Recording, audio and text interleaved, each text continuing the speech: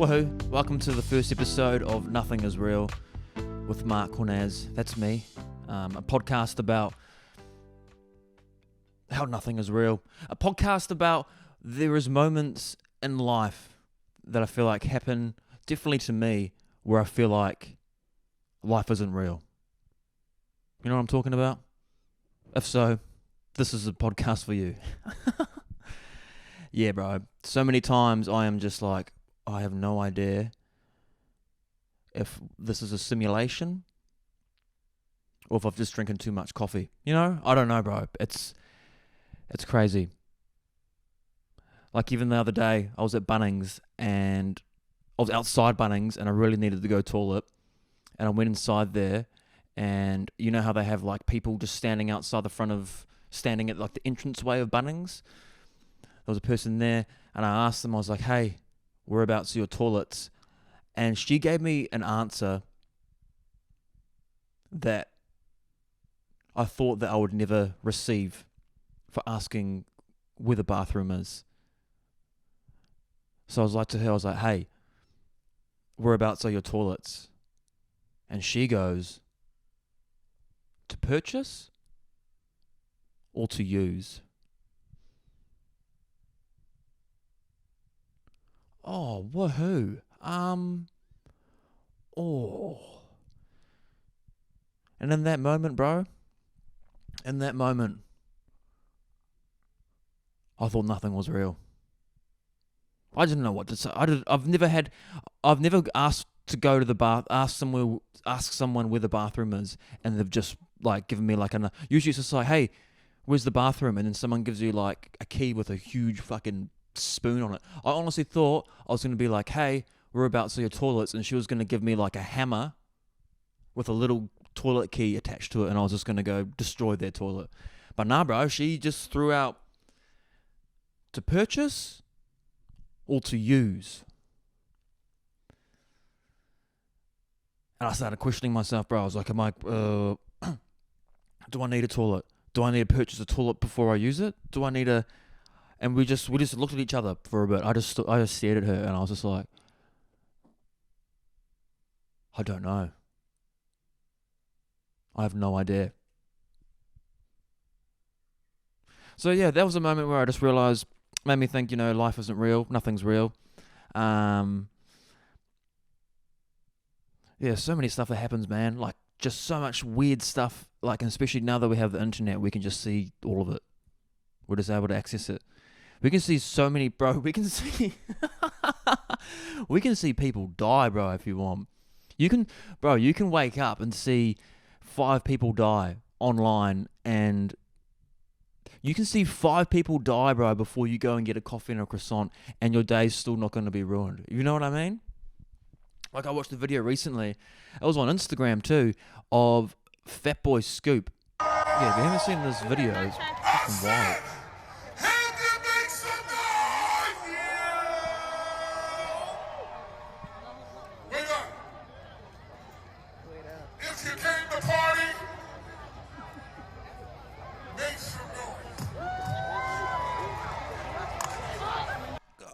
Woohoo. Make some noise. That was, bro, that for the bro, that is the way you want to go for Fat Man Scoop. So the bro, he's emceeing a event and he's just like, you guys ready to party? And then he goes behind the desk and he's just like, let's go. And there's all the air and just everything comes out of him, bro. And you can see that now, bro. We just watched that video of someone dying. My apologies. In some religions, it's not good to see people who... it's not good to see photos or footage of people who have died. And I don't even know what I'm talking about. That's boring. That's not my culture. That's not my bloody culture, mate. Fuck that. But yeah, bro, imagine... But what I'm trying to say for Fat Man Scoop... Like, that is the way you want to go, bro, is saying to your audience, you guys ready to party? And then just being like, let's go. And then that's your last thing you say, bro, is let's go. Yeah, man, that's wild. So watching that made me feel a bit like, like nothing's real anymore, bro. Like it's like we can just look at so much things, so much stuff, and especially like with death. Like death almost doesn't feel real for me anymore. Like back when you like, there's some people, bro, like some old people, like old men who have gone their whole lives, right, without seeing someone die. Think about that, bro. There is like probably like a 70-year-old man who's like never really gone on the internet. Like he just missed that. Like when the internet started, he was just kind of like, yeah, nah. And he's just never dived into Twitter, never dived into Instagram, and he's just never seen someone just get slammed by a truck on a dash cam. But for like a lot of us, bro, there's like kids who have seen multiple people dying before they even get to the age of like 13. But anywho, that's just another thing, bro. Just another thing. But life's good, man. Life's crazy. I've been feeling pretty good. Keeping busy. Keeping fit. Going for runs, bro. Ooh. Trying to go for like 5k runs every day. That makes me feel like life is real, bro. Just going for a run. 5Ks. It's all you need. Even just 20 minutes. Woohoo, life's good, bro. But yeah, I think what was like the biggest moment for me in my life that made me start, like, truly, bro, it's one of my things I stand strong with, and I have for a while, is that nothing is real. In like a good way though, bro. In a good way. Like, in a way that there's a lot of things that we strive for and think that we really need, and we work really, really, really hard for. We don't need, and I feel like we don't need those things, But what made me realize that was back, I was 25 years old, 24, 25, I'm 31 now, and had been living in Australia for like 2 years, right? And prior of that, I grew up in New Zealand, right? Aotearoa, New Zealand, and had like a good upbringing, like only child. My parents split up when I was like 5. Dad moved over to Australia, so every now and then I got to do like a little trip over to Australia, up to Cairns, which was real cool. But I pretty much got kicked out of home when I was 15. Because at the time I got into smoking weed, and my stepdad was just not a fan of it at all. He had it, and I was being real sneaky about it, bro. I was being so sneaky. I was like climbing up on the roof and like smoking it. I was like digging holes and like burying myself underground. Burying myself so just my lips was just so my lips were poking out of the soil, and I'll just have a little joint there, and I was But yeah, that was happening. But yeah, one night, 15, smoking a joint, and my stepdad can smell it, and he comes out and he's like, "You need to go somewhere else." And I was like, "Woohoo, I'm gonna go somewhere else." And I did, bro. And that night, this fella, my best friend Dane, he came and picked me up. And I lived with him for the next 7 years. This guy called Dane Brown. He was a bit older than me. He was a musician. He lived in this flat it's called on Frankton Road, and it was like a 2-bedroom flat, and we had 7 dudes living there. So he picked me up. We went to this flat. A flat's like a house share, whatever. But Dane and I lived together for the next 7 years, right? 7 years. We lived in flats together. We shared rooms. We lived, and we played music together. We went to the beach. We went swimming. We every day was me and Dane and I, and we had all our other friends there as well. But I spent a lot of time with him. Taught me how to speak to girls, how to be confident. Taught me all about comedy. Not comedy in general, but just how to have a sense of humor, which was real cool. And I used to be so shy, bro. I wouldn't talk to any girls. I was real scared of having sex with girls. Still am sometimes. Woohoo. But that's okay. And yeah, bro, it was just fun. It was so much fun. And it felt like no stress, and it felt like nothing was real, in a good way. But yeah, and then he ended up moving somewhere else to a different town, and I ended up moving to Australia from New Zealand, because my dad got diagnosed with Parkinson's, and I just wanted to spend some more time. Wanted to hang out in Cairns. I had been there before. It was real cool, bro. So I moved to Cairns, and that's good, man. And I'm still talking to Dane a little bit now and then, and Dane and I even planning for him to come over to where I am, because Cairns in Australia is up north, right? And it's one of the most tropical places in the world. It's got the Great Barrier Reef, which is one of the 7 wonders of the world. It's got the Dane tree, which is the world's oldest rainforest. So it's like paradise, bro. So I was just having so much fun, and I started going to bush doofs. That's a party where you go for 3 days. You're out in the bush. Started dabbling in LSD and DMT and all that kind of stuff, and taking hero doses of mushrooms, bro. Just I'll see you later. I'll see you in 2 weeks, my man.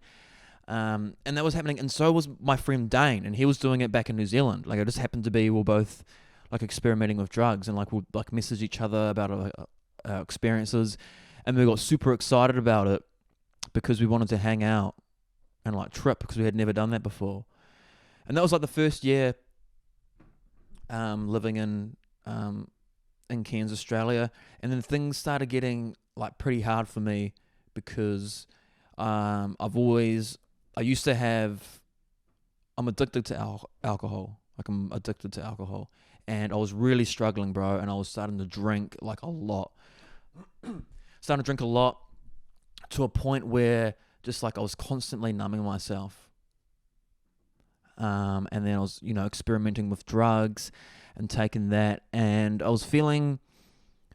got to a point, because I was feeling stuck in New Zealand, right? And I was drinking in New Zealand, and then I moved to Australia, and I was happy for a bit, because I felt like I had gone away from the drinking and stuff. But then I started doing the same thing in Australia, and then it made me real sad, because I'm fuck, is this who I am? Does it not matter where I go to? Am I just going to be an alcoholic, an addict everywhere? Is the location not going to change me? And that got me super depressed, man. So depressed. And then at the time, Dane was going through this crazy it was almost like a drug psychosis. I don't know what was going on, bro, and I still haven't figured it out. I don't know if I will, but he was just messaging me stuff on Facebook once every couple of weeks, and it was be saying stuff he's Jesus, or he thinks I'm Jesus, and that he's opened up all his chakras, and he was telling me that he was about to have twins or triplets with some girl I had never heard of. Yeah, real psychedelic stuff, man. And he would go away for 3 or 4 days and out in the bush, and then come back apparently. And I was only I could only get information from my friends, and they didn't even know what was going on with Dane, and they would message me too, being Dane's lost it, and I still didn't know what to do, bro.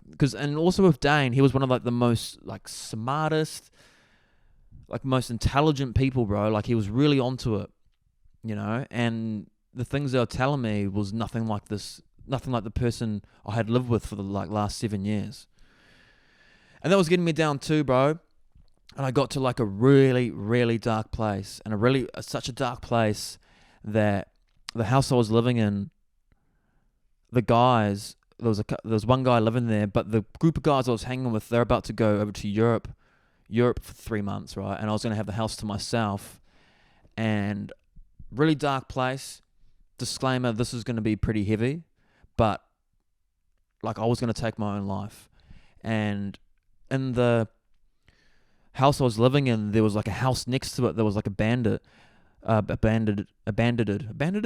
was empty, and there was no one living in it. So I went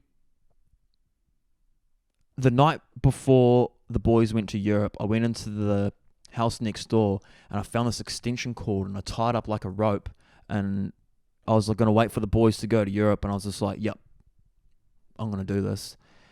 And I went to sleep that night. All right. Forgot about it. Went to sleep that night, woke up, and there had been a couple of missed calls from Dane's cousin, right? And we don't usually talk or anything like that, and I just knew straight away, bro. I was like, something's happened to Dane. Something's not good. And then I was just like, I'm just going to ignore it, because I just knew. And then I got another call from his cousin, and I picked it up, and he's just like, hey, man, Dane's taken his life. And just straight away, I felt like something grabbed around my throat and like grabbed around my stomach. And I felt like a wave, literally felt like a wave just went through my face and through my eyes, like through me, like a ghost wave, if that makes sense. A wave, and I was just like, holy cow. I was just like, this is not real. Like, this cannot be happening, bro.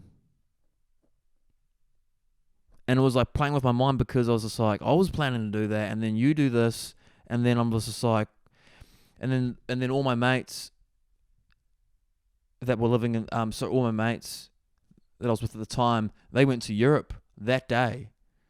So I was just like by myself. No, sorry, the next day. They went to Europe the next day. So I was just by myself, and I had to go back to New Zealand, and I had to go to like his funeral, and I had to speak at his funeral, and it was just so full on, bro. I just, like, time stopped, and just nothing mattered, and I just did not, like, I just gave up on the world. I was just like, I don't think, because it just didn't make sense, bro, because like it just didn't, because this was like when you lose a friend sometimes, or lose someone like really close to you, like it's just like it doesn't make sense, because you're like, this person's supposed to be in my life forever. Like, this person's never supposed to go, you know? And yeah, and yeah, ever since then, I've just been like, nothing's real. Not all the time, but majority of the time. And then, yeah, I got so depressed after that, man. I started drinking even more, started partying a lot, doing a lot of drugs, and it was not good. But, bro, I started doing stand-up comedy. I don't know, I just find that so cheesy, eh? Doing comedy, it's so gay. Oh, man. To think that you're funny, bro. But I've always wanted to do it, man. I love comedy. I love people writing jokes. I love how it makes me feel. I love how it just makes my butthole just go, I don't want to do it. Yeah, so that's good.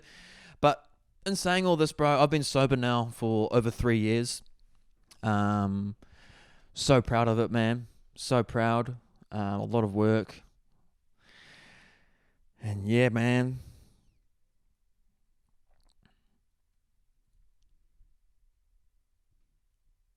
But yeah, that's Dane behind me there. There he is up there. But yeah, if yourself or anyone you know is going through some hard stuff, there is like hotlines you can talk to, free hotlines. Please never feel afraid to reach out. I reached out when I was going through some stuff, and it saved my life. You've got nothing to be embarrassed about, man. Everyone goes through it, bro. Everyone that goes through it, and there's help. People want to help you. Nothing to be embarrassed. Anywho, woohoo. Still struggling though with like addictions and everything. So hard. Yeah, like I said, I'm sober from alcohol. I don't do any prescription drugs or anything. I won't do any acid, but the herb man. Hey, Jara Stafara, Hemana, Kingston Town. Sorry. Yeah,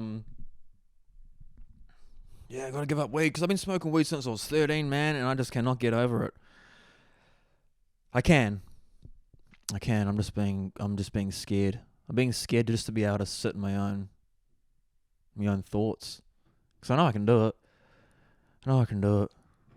There's a lot of things going on in the world right now, that makes me think nothing's real. Every day, more and more, I'm just like, we're living in a simulation. We're living in a simulation. Yeah, bro, I'm just like, oh, this isn't good. I'm like, oh, woohoo, this isn't bloody good. Can we fast forward this part of life, please? Hey, brother, can we fast forward this part of life? This is getting pretty weird, eh? Like, even this is old news, bro, but like, I got to witness an assassination attempt. See that, bro? Who hasn't seen that? America's got the most wildest politics, man.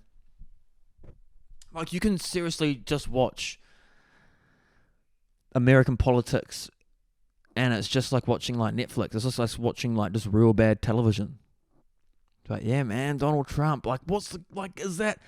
Okay, this is me, bro. When I first saw that assassination attempt, I thought I was just like, that's fake, bro. WWE. That's like someone's like one of those security guards that's got a little blade and they're just cutting his ear, and and then like it's just so staged. But I don't think so, bro. It's so hectic. Like, he literally moves his head this much.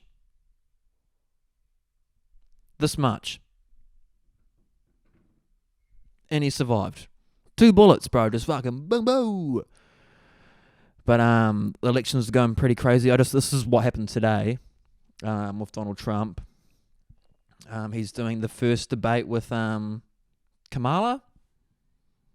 So let's have a little look. This is just a little highlight, I guess. Defund the police. She's been against that forever. She gave all that stuff up very wrongly, very horribly, and everybody's laughing at it, okay? They're all laughing at it. She gave up at least 12 and probably 14 or 15 different policies. Like, she was big on defund the police. In Minnesota, she went out. Wait a minute. I'm talking now, if you don't mind. Whoa. If you don't mind, please. Does that sound familiar? Oh, woohoo. She went out. Does that sound familiar? If you don't mind, please. Does that sound familiar? Bro! She went out. Donald Trump's the man. Donald Trump's the man. Here we go again. Let's watch this one more time. Everybody's laughing at it, okay? They're all laughing at it. She gave up at least 12 and probably 14 or 15 different policies. Like, she was big on defund the police. In Minnesota, she went out. Wait a minute. I'm talking now. If you don't mind, please. Oh, woohoo. She went out. Oh my gosh, bro. Donald Trump's the man, eh? He's got the thickest balls you have seen, bro. He just does not care.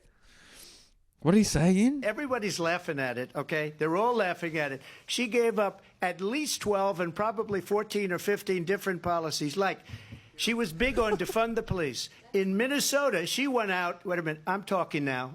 Bro, You don't her mind. face there, eh? She just doesn't know what to do. Bro, what if she just goes, whoa?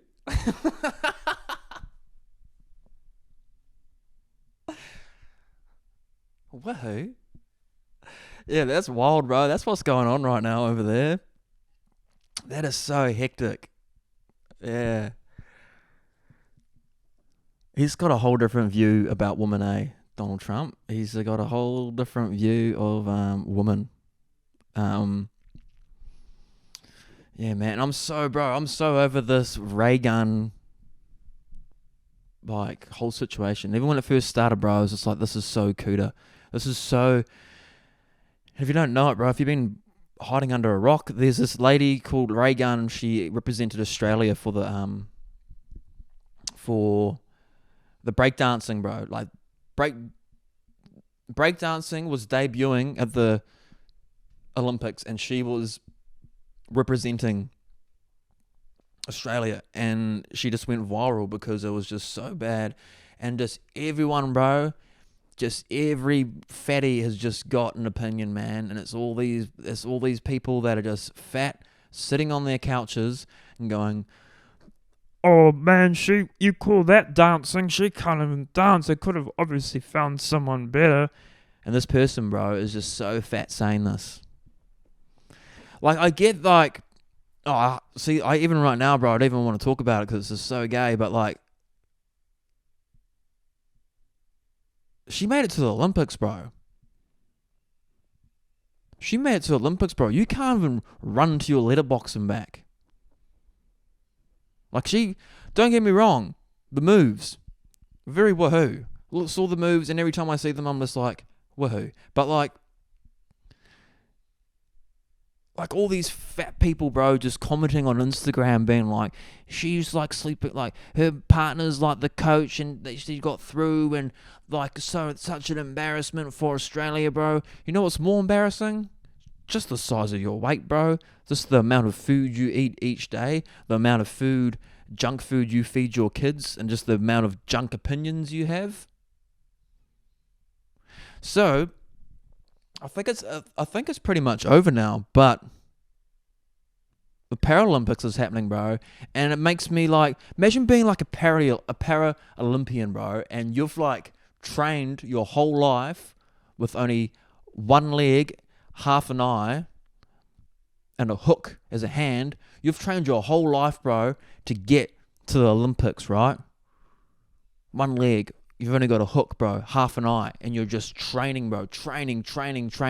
And you're really good at what you're doing for your disabilities you have, bro. And you're just like, I'm feeling pretty good. Even though I've got a hook as a hand and half an eye, one leg, I'm actually feeling really good about my life right now because I'm entering the Olympics, bro. I'm competing in the Olympics. And then you see this lady, bro, the whitest lady, by the way, just flopping about, doing the kangaroo dance, and you're just there with your hook, about to run the 400-meter race, and be like, what about me? You're like, you know? Like, who cares? Like, so I think I found some Paralympians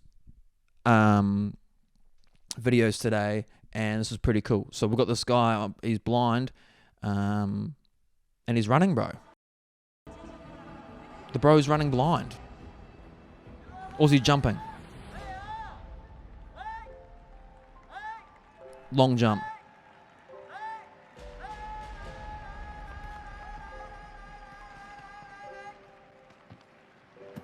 Broke the record.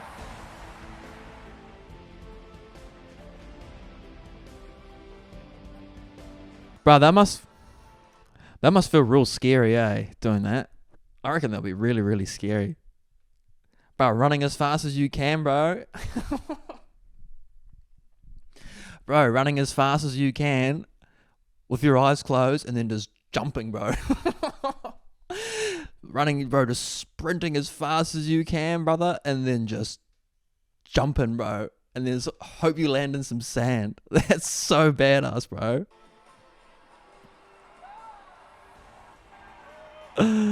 Yeah, good on him, bruh. That's China. Look at that, bruh. That's so cool. What's this next one? Oh, yeah, this is pretty cool, bro. So what? This is of a Paralympic high jumper, bro. One leg high jumper. This music's so gay.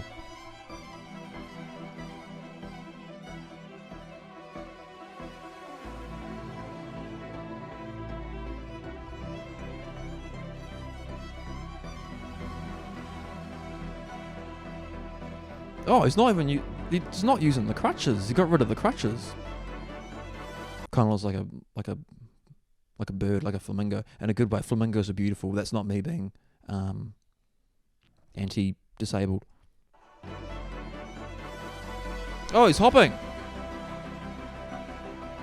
Okay, yeah, that's pretty cool, bro. That was pretty cool. He just hopped over that like a worm, like a.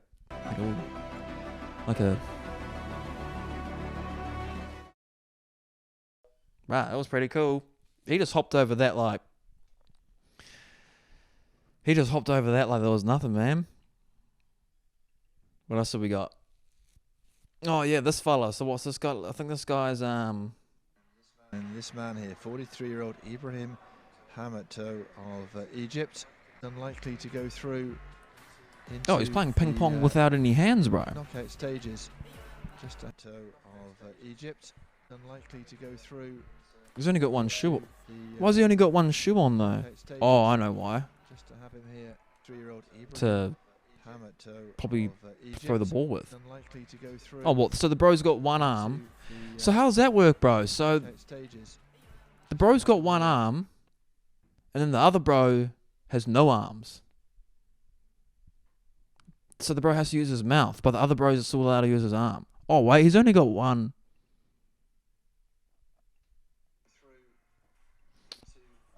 Oh, the bro's only got... Okay, that kind of... I guess that balances out a little bit. So the bro... Sorry. So one of the bros has no arms, right? But the other bro has only one arm and one leg. Where do they find these fellas? They must be, I guess, from the war and stuff. Not from the war, but just from... Yeah, true.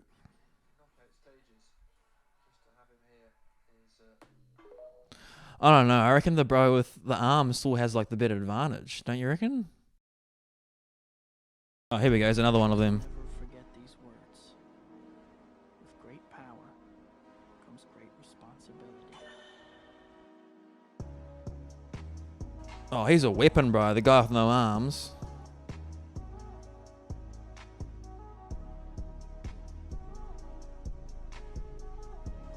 Yeah, Jug. Bro, he would have a real strong neck, I reckon. Eh? He could probably hammer a few nails with that noggin as well. Woohoo! Okay, so see, bro, look, this is the stuff we should be paying attention to. It's pretty sad how it's pretty sad how we just once the first Olympics, the abled Olympics, or whatever you want to call it, is over, we just all stop watching. But nah, good on. Shout out to all those Olympians there, the Paralympians that did that. That's so cool. Way better than ray gun. Oh, and that's what I was going to say too. Like, there'll be some Paralympians that will be looking at ray gun dancing and be like, that's just how I normally move to go to the bathroom, you know? So,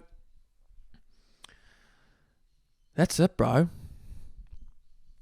That's what's currently going on.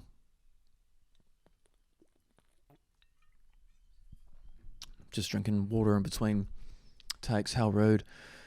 Yeah, man.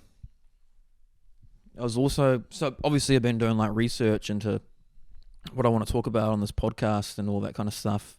And... So, like, each episode, man, I want to talk about, like, my own experiences with things that make me feel that nothing is real. Also want to talk about what's happening in the current world, you know?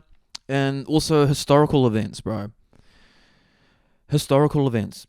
There's so much stuff that's happened in, I guess, history that you could say that has, like, changed the world. So I went on Google and I Googled events that have changed the world. To see if I can just get some, like, content or something to, like, talk about, bro. And there has been some events that have changed this world, apparently. Like, we have the Great Depression, the American Revolution, the French Revolution, the coronavirus, COVID. That definitely... What did that change, bro? That COVID stuff made me feel like nothing is real, you know? That was so dumb, bro. That was so annoying. I got so scared for a little bit.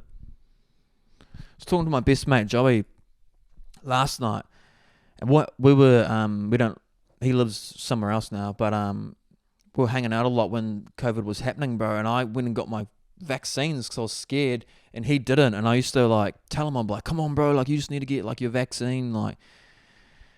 And he never got it. And I apologized to him last night. I was like, I'm so sorry, bro, for, like, ever making you feel bad or, like, making you feel pressured for doing that. That sucks. But yeah, man, I remember so many times, like, when everything was shut down and, like, the masks, like, this isn't real. This is ridiculous. Pearl Harbor, the Holocaust, that obviously changed a lot.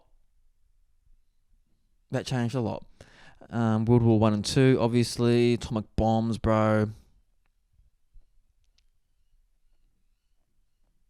JFK assassination, 9/11, man, that rocked the world.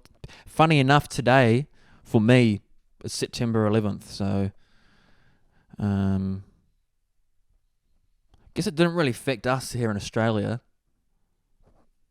Oh no, it did affect the whole country, because I remember, bro, I was still coming over back and forth from Australia to New Zealand to see Dad, and that was back when I could jump into the cockpit with the captain. I did that a few times, and then I would be the one that would I'd hand out lollies before we landed too, so we were like all allowed to do that. But yeah, bro, today's September 11th. I remember going to school that day as well, and like, yeah. But for America, I think it really changed a lot of things, man. It really changed. Like, it used to be real. I don't know if I could be wrong, bro. I've never lived in America, but it seemed like after that, America just didn't seem as happy. You know, like America just didn't seem as happy. Really want to go to America one day. I will one day. If anyone's watching from America right now, wahoo! Thank you for watching. And just remember to subscribe, follow, share, all that kind of silly nonsense. You know. You know who was a real guy? Steve Irwin. He came up on my memories today, old Steve. What good is a fast car, a flash house and a gold-plated dunny to me? Absolutely no good at all. I've been put on this planet to protect wildlife and wilderness areas, which in essence is going to help humanity. I want to have the purest oceans. I want to be able to drink water straight out of that creek. I want to stop the ozone layer. I want to save the world. And you know, money's great. I can't get enough money. And you know what I'm going to do with it? I'm going to buy wilderness areas with it. Every single cent I get goes straight into conservation. And guess what, Charles? I don't give a rip whose money it is, mate. I'll use it and I'll spend it on buying land. I reckon Terry Irwin's a robot, eh? I reckon she looks like an alien in this footage. She's just trying to process what he's saying. Look at her. But yeah, that's Steve Irwin. If you haven't heard of Steve Irwin, he was an animal fella, crocodile hunter here in Australia, and he just did a lot for Mother Nature and like Earth and like animals and stuff, and like he would like rescue animals and everything, and then he ended up getting like fucking killed by a stingray. Oh, he ended up like getting like fucking he got a stingray barb like right into his like chest, dude, and he died. Yeah, I reckon Terry Irwin's a robot, an alien. I don't look at that. These are my favorite. Like Steve Irwin was a real fella, man. You could tell he was real. There was something about it. I remember someone telling me, I think it was one of my ex-girlfriends, that their friend's dad or whatever used to be like good friends with Steve Irwin. Apparently used to get on the heroin. Used to get on the old because he was so like such high energy that he needed something to come down. But I think it's just one of those stories. But I used to love it when he used to go on like talk shows and stuff. Like he used to go Conan O'Brien. He was on David Letterman. But this is the one where he's on a show called Rove, which was a Australian talk show with Rove McMahon. It's actually great to be back home in Australia. Yeah, mate, it's like, you know, coming home's easily the best thing. I was in America, we did like 5 weeks, 1,200 interviews, you know, from one end of the country to the other, and it was very, very daunting. And to come home, mate, it's like, crikey, thank goodness I'm home. Do you miss the outback? Oh, absolutely. First thing, get off the plane, mate, didn't go home, boom, straight into the bush, threw me swag out, camped under the stars, and I was healed up. Do you have to explain what crikey means to people when you're away? Such a legend, yeah, and he made the word like crikey pretty famous. Crikey. Yeah, that's one of the most commonly asked questions is what is... When I was younger, man, I wanted to go on the Rove show so badly, man. I wanted to be a comedian on there or just be some part of this late night talk show. Crikey mean? Well, it's all about being Australian and World War II, really. My grandfather and... Well, it's all about being Australian, mate. It's all about just being Aussie. My father were big crikey users, you know, so as a young bloke... My grandfather here was a crocodile, right? And my grandmother, she was a kangaroo. when they'd hit their, thumb with the Big crikey users. When I was born, the first words I said were crikey. Crikey! hammer, they'd go, crikey. Yeah, so what? Yeah, so it covers a lot of words, like gee whiz, wow. Mine's wahoo, eh? Wahoo? Yeah, that one as well. Do you drink coffee? No, heck no, oh, mate, top me head and blow off. I was wondering. I tried it once, it was 10 years ago. I haven't recovered yet. Nah, mate, don't drink coffee, but I fucking love me heroin, mate. Nah, mate, no coffee, but heroin. Yeah, bro. So, yeah, man, he's a real fella, that Steve Irwin, but I don't know about Terry Irwin. I have no idea about Terry.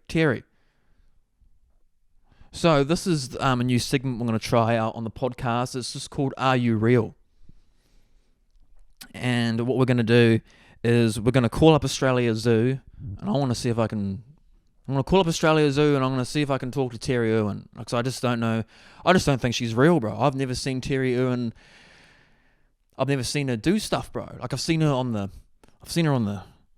internet, seen her on the telly, but I just don't think she's real. So I went and got... we're going to call up Australia Zoo. Thank you for calling Australia Zoo. This is Jimmy. Hey, man. How you going? Good, thank you. Yourself? Yeah, well, thank you. I was just wondering, like, are any of the Irwins in today, like Terry Irwin or Robert or anything like that? I did see them out and about earlier. Wouldn't know what their whereabouts. They do get around quite quickly. I just heard this. I heard this little conspiracy that, like, apparently Terry Irwin isn't actually real. That she's like maybe like possibly like a robot or something, bro. Is that? Do you know anything about that? Yeah, I was with her earlier. She seemed very not like a robot to me. She seemed like a human. Definitely a human. Oh, okay. All right, buddy. Well, if you hear anything, like, feel free to reach out to anything like that. But no, thank you for that, buddy. I appreciate that. No worries, mate. You have a nice day. All right, see ya. Well, apparently she's real, bro. Apparently Terry's real. What a nice fella. Yeah, mate. I was buddy with her before. Well, buddy. I was on Smoker before, and Terry was there. And Terry's there like this. I love animals and everything. Yeah, bro. I don't know how long this has been, but thank you so much for listening to the first episode of Nothing Is Real with me, myself, Marc Cornaz. This is going to be a weekly podcast. Going to be chucking up clips. You can find us on iTunes, Spotify. Make sure to subscribe. Make sure to like. And also, bro, if you have anything that's happened in your life, or you know something that's happened in someone's life that's made you feel like nothing is real, please send me an email. You can be anonymous.